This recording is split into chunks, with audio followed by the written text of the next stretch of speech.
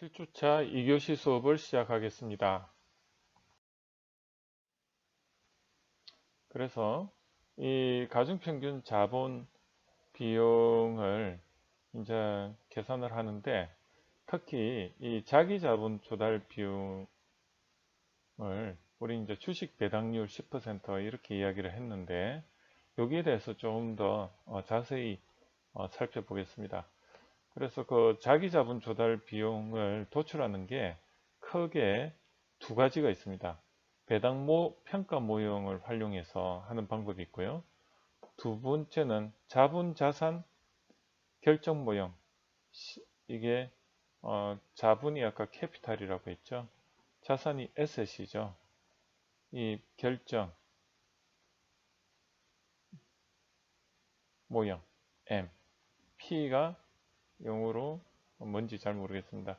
한번 찾아봐야 되겠는데 CAPM이 자본, 자산, 결정, 모형 이렇게 되는 것입니다. 그래서 크게 두 가지가 있는데, 그 안에 보니까 배당 평가 모형은 어떻게 되냐면, 보통 이제 이 공식인데,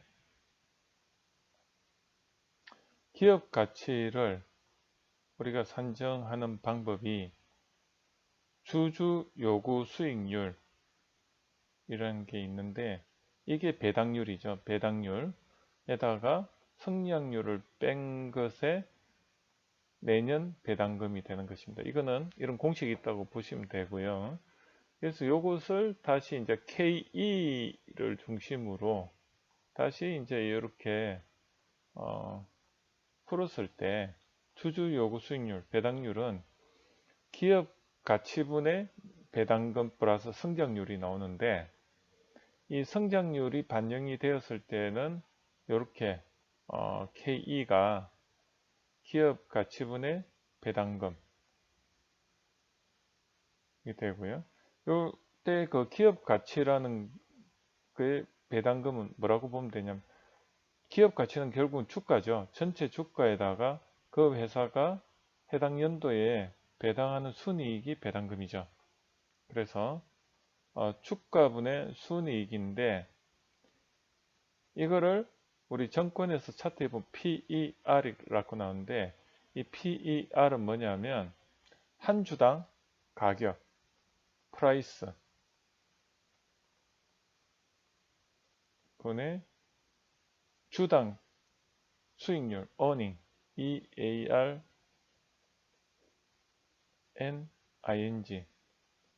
저 NG, 저 earning, 그 주당 배당률 분의 프라이스입니다. 이게 PER이라고 하거든요. 그래서 주가가 만 원인데 1만 원인데 배당률이 만약에 1000원이다. 아니면 500원이다. 500원 할까요? 500원일 때 PER은 20이 되는 것입니다. 그래서 이 PER이 20일 때 20이 되면은 어떻습니까? 20이 되면은 20분의 1이 돼 가지고 이 20이 돼 가지고 20분의 1이 돼 가지고 0.05가 나오는 거죠.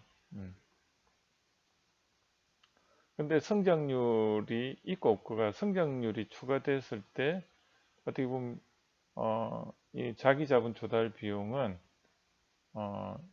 더 커지는 거죠. 반면에 이 성장률이 없을 때는 그냥 PR의 역수라고 보시면 되는 것입니다. 그래서 이렇게 배당 평가 모형을 통해서 이 자기 자본 조달 비용 KE를 도출하는 게 있고요. 두 번째는 자본 자산 결정 모형이라고 하는데, 이게 이제 어디서 나온 거냐면 포트폴리오 이론이라 해가지고 MM 이론이라고 하는데, 저번에 제가 이제 그 한번 영상으로 한번 보여드렸던 그 배경 지식이 있는데, 거기서 이 모형이 도출이 되는데요. 그 도출된 걸 보면 무위험 이자율, 이 무위험 이자율 요리 리스크 프리 해가지고 RF라고 하는데 무위험 이자율에다가 플러스 시장 기대 수익률 expected RM이라고 하는데 이 ERM 빼기 무위험 이자율의 주식 베타 이렇게 해서 요구 수익률이 나옵니다. 그래서 요것을 도출되는 그 과정은 여러분들이 뭐 시간이 있으면 알 수도 있는데 요런 거가 있다 정도 말고 우리는 요거 이용만 하면 됩니다. 그래서 K는 RF 플러스 가로해가 E RM 마이너스 RF 가로 닫고 그 다음에 베타. 이 베타가 뭐냐면 삼관계수인데 우리가 그 회귀 분석에서 베타와 같은 거라 보시면 됩니다. 이해가 되시죠? 그래서 가중평균 자본 비용을 우리가 앞에서 이 도출된 걸 보면 이렇게 K0는 KD 1-TC 곱하기 비중, 부채 비중 플러스 자본 조달 비용, 자기 자본 조달 비용에 또 주식에 대해서 자기 자본의 비중을 했을 때 이 가중평균한 자본 비용이 나오는 거죠. 자, 그러면 이 자본 자산 결정 모형에 대해서 조금 더 자세히 알아보도록 하겠습니다. 이 가중평균 자본 비용에서 제가 이제 조금 여러분들한테 실제로 어떻게 그러면 이게 나오느냐 그걸 한번 보면 오늘 네이버에 그 주식 정권란을 제가 들어갔습니다. 정권란을 들어가면 여기 보면 시장 지표가 있거든요.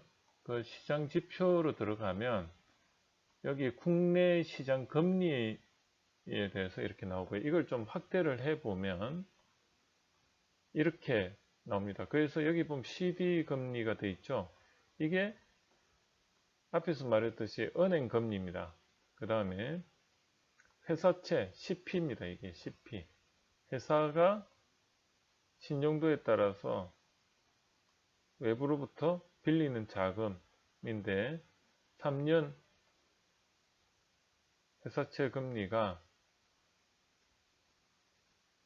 자 이걸 KD죠.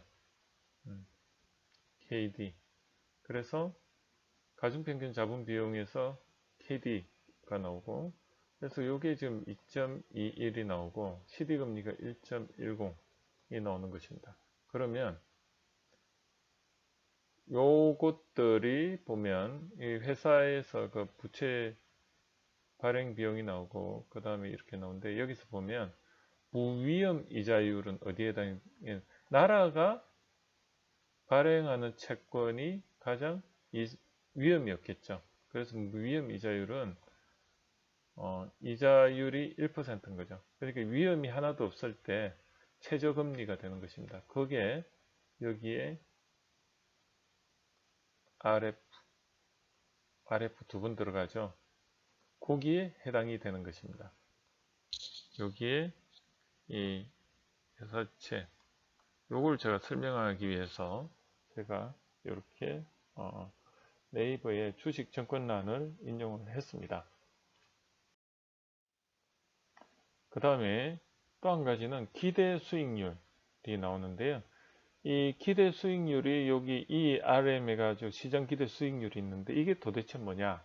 그걸 설명을 드리면 기대 수익률이 그 해당 회사의 주식이나 업종에 이렇게 예측이 되는 겁니다. 경기가 호황일 때 20%의 수익률과 경기가 보통일 때 10%, 경기가 불황일 때 5%인데 대체로 전체 한 10년에서 20년을 보니까 호황일 확률이 20%고 보통일 확률이 60%고 불황일 확률이 20%일 때 이 기대 수익률의 가중평균이죠.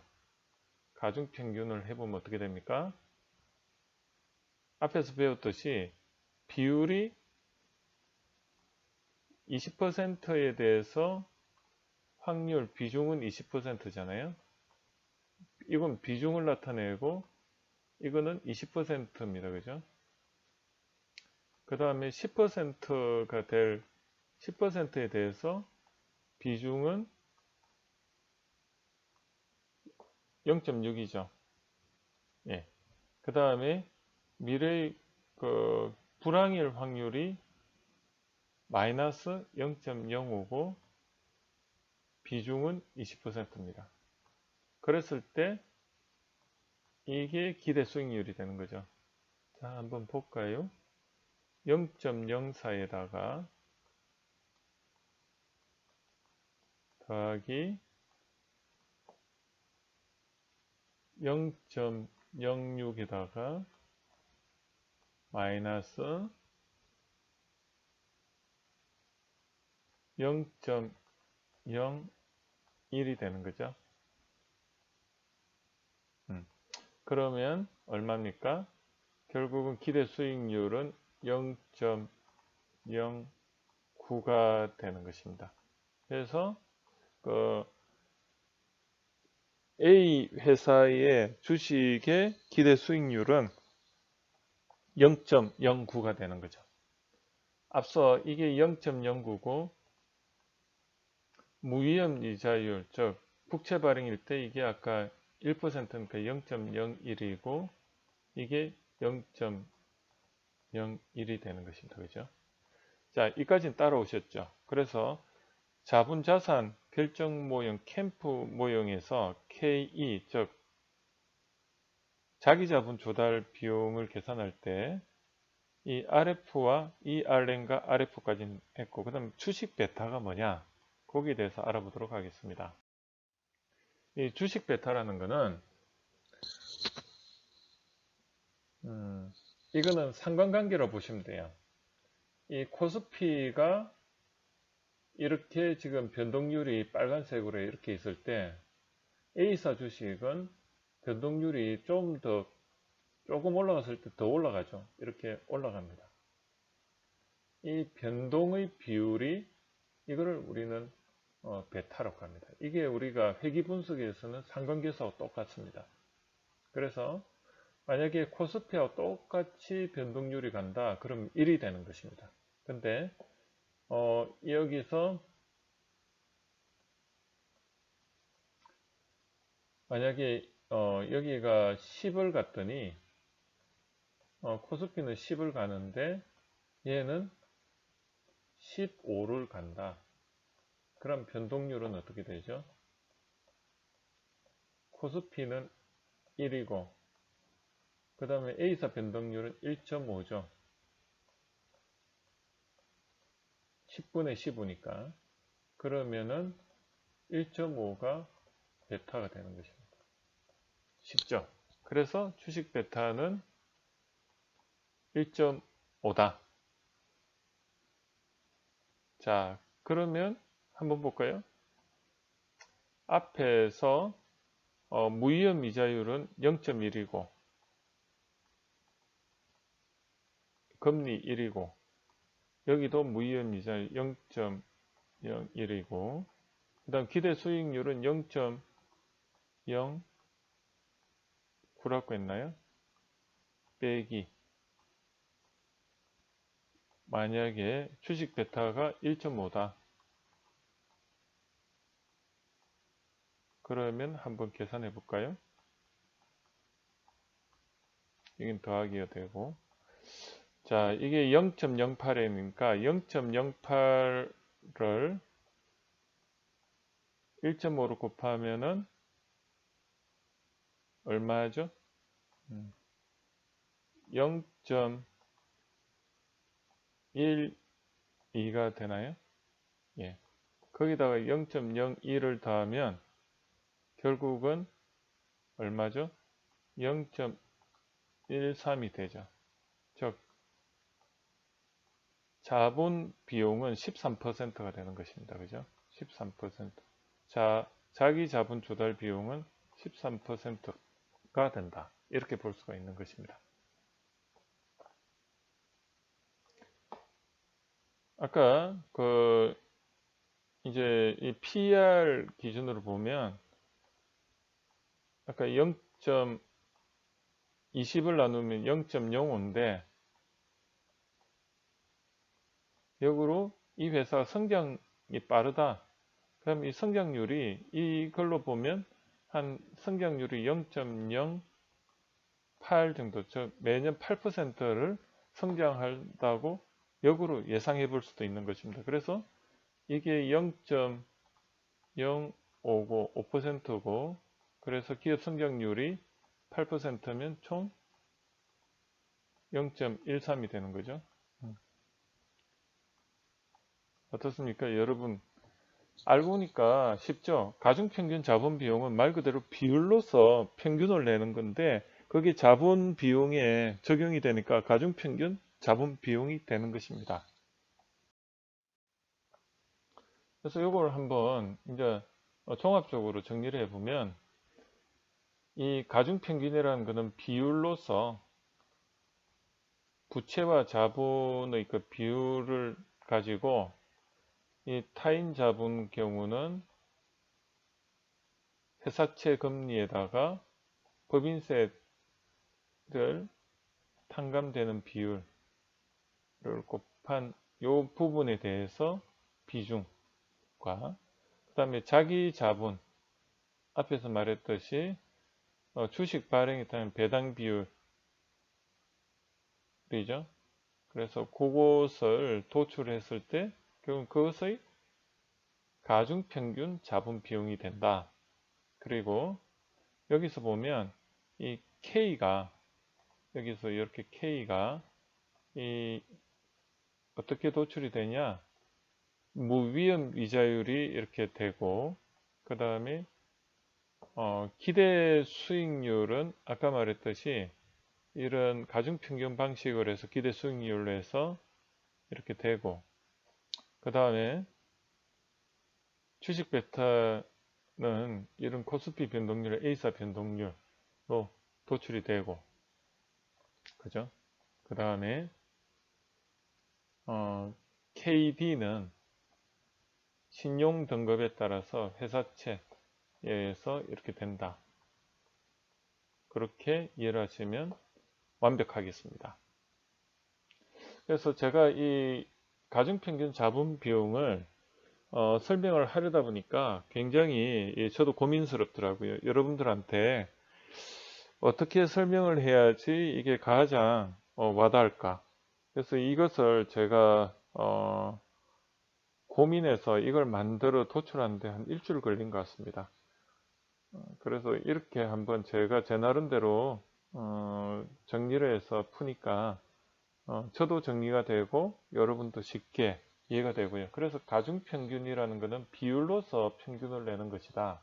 산술평균과는 다르게 비율로서 이 자본 비용을 내는 것이다. 그리고 이 세금이라는 것은 회사채를 발행했을 때 그 회사채 발행분에 대해서 비율로 그 법인세를 30% 감면을 해준다. 그래서 그 법인세 30% 감면된 회사채 발행 비용에다가 전체 그 회사 자본에서 부채가 차지하는 비중, 부채 비율, 부채의 비율, 부채 비율과 그 다음에 이 비중으로서 자본율을 결국은 감안을 했더니 이렇게 평균이 나온다. 그래서 이렇게 제가 설명을 드렸는데 다른 데에 이렇게 여러분들이 한번 찾아보시면 아시겠지만 제가 이렇게 설명하는 것만큼 이렇게 설명한 곳이 하나인 것도 없는 것 같아요. 이거는 제가 어디서 참조한 게 아니고 순수하게 제가 개발한 겁니다. 그러니까 여러분들도 이렇게 외우면은 이보다 더 쉽게 외울 수가 없는 것 같습니다. 그래서 이제 가치 평가 방법론에서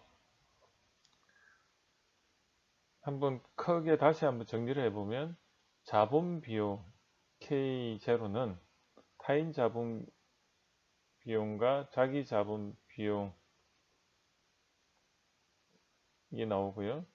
그리고 이 이자 비용에 대한 세금 감면으로서 법인세를 감안한 이, 이 타인 자본 비용 감면율이 나오고 거기다가 부채 비율과 자본 비율을 곱해주면 가중평균된 자본 비용이 도출이 된다. 쉽죠? 그리고 전체적으로 한번 보면 예시를 보면 대차 대조표 좌변은 자산 S이고 우변은 캐피탈 자본인데 거기는 두 가지 성격의 부채로서 뎁이 있고 자본으로서 에코티가 있는데 부채로서 회사채 발행했을 때는 타인 자본 비용이 되고 배당을 할 때는 자기 자본 배당을 하는데 이 K를 도출하는 게 크게 두 가지가 있고 그 두 가지에 대해서 배당 모형과 또 CAPM 두 가지를 사용해서 이 K를 도출을 하고 그리고 여기서 보면 이 2018년도에서 2019년도 이 1년 동안의 그 성적서가 손익계산서인데 거기 보면 이자 비용과 배당에 대해서 이렇게 표시가 되더라. 그래서 예시를 보니까 부채 600만원의 이자, 법인세, 그리고 자본 400만원 배당률 10%일 때 가중평균 방식에 의해서 평균을 내라. 자본 비용 평균을 내라. 그랬을 때 KD로서 부채에 대해서 회사채 비용이 5%이고 0.05고 법인세 탕감이 되는 게 여기 0.03, 1 빼기 0.03 요만큼이 요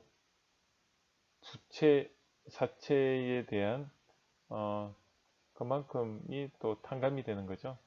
그거에 대해서 가중평균하고 그 다음에 배당 비율 0.1에 대해서 이렇게 자본 비율을 하니까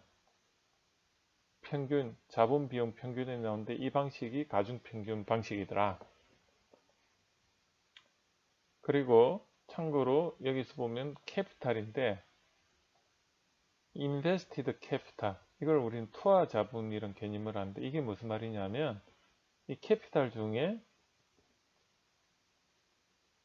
투자를 뺀 순수하게 운영,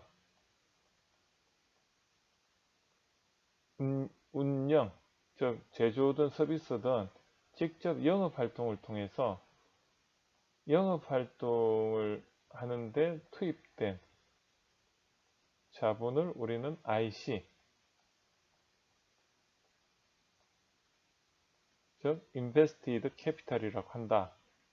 이걸 제가 하나 좀 설명을 드리겠습니다.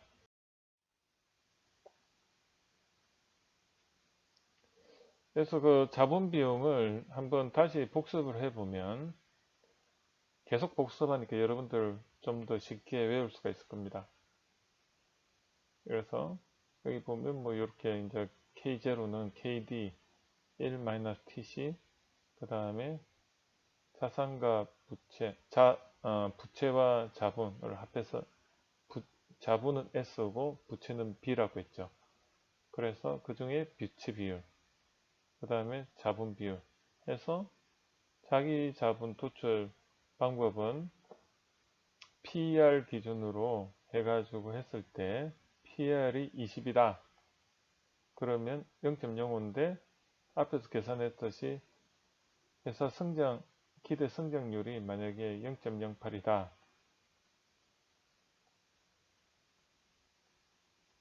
그러면 0.13이 나오는 거죠.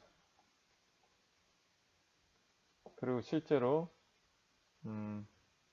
만약에 여기 지금 요건 다른 예인데 이제 만약에 여기 그 무위험 이자율이 국채 기준으로 이건 옛날 건데 이렇게 나와 있고 그 다음에 여기도 무위험 이자율이 나오잖아요.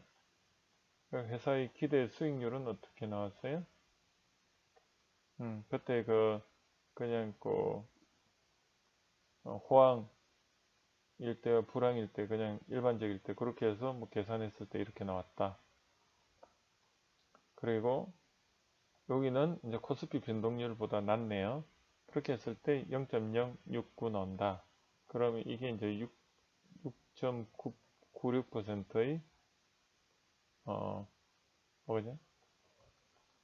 자본 조달 비용이 나오는 거죠. 그래서 그 자본 조달 비용이 이런 두 가지 방식에서 요게 나올 수가 있다.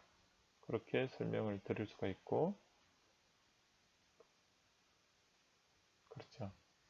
그리고 이거는 여기에 해당이 되고, 이거는 여기에 해당이 된다.